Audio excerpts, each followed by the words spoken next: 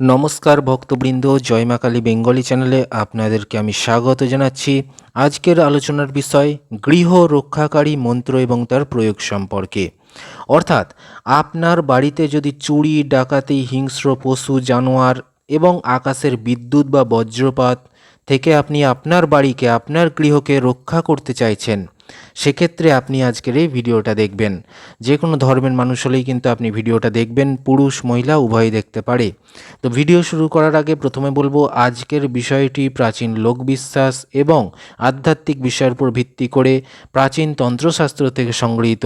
যারা বিজ্ঞানে বিশ্বাস করে তারা ভিডিওটা দেখবেন না, কেননা বৈজ্ঞানিকভাবে প্রমাণিত নয়। যারা আধ্যাত্মিক বিষয়ে বিশ্বাসী, তন্ত্রমন্ত্র শিখতে চাইছেন, তারাই দেখবেন।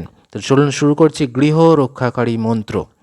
দেখুন আপনাদের স্ক্রিনে মন্ত্রটি যাচ্ছে, বলছে ওং হ্রিং চামুণ্ডা ওই ভ্রুকুটি অট্টহাসে ভীম দর্শনে রক্ষ রক্ষ চৌরভ্য বজু দেভ্য অগ্নি ভো সাহেব দেভ্য দষ্ট জনেভ্য সর্বেভ্য সর্বদ্রব্যেভ্য মন্ডি হিং হিং ঠ ঠ। তাহলে মন্ত্রটা অবশ্যই আপনারা বুঝতে পেরেছেন। ভালো করে মুখস্থ করে নিয়ে আপনারা কিন্তু প্রয়োগের দিকে যাবেন। উপরোক্ত মন্ত্রটি 108 বার পাঠ করে গৃহের চারিদিকে অর্থাৎ গৃহ সীমানার চারিদিকে রেখা অর্থাৎ গণ্ডি টেনে দিলে সেই ঘরে দুষ্ট আত্মার প্রবেশ বন্ধ হবে এবং ভূত প্রেত ভয় ভীতি প্রভৃতি পালিয়ে যায় বা দৃষ্টি থাকে না। তাহলে কি বুঝলেন?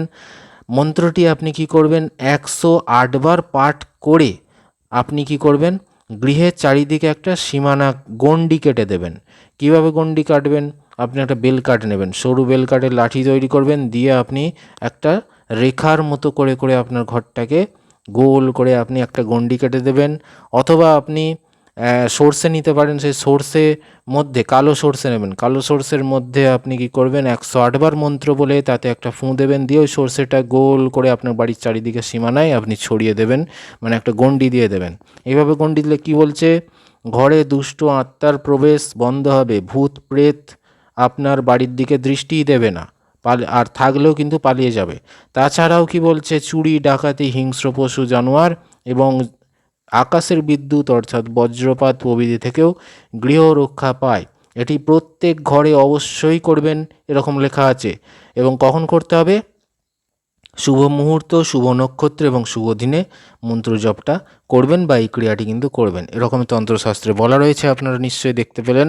অবশ্যই একটা লাইক দেবেন, চ্যানেলটি সাবস্ক্রাইব করবেন এবং 50 জনকে শেয়ার করে কাজটা করবেন। এই চ্যানেলের ভিডিওগুলো দেখতে থাকুন। ধন্যবাদ।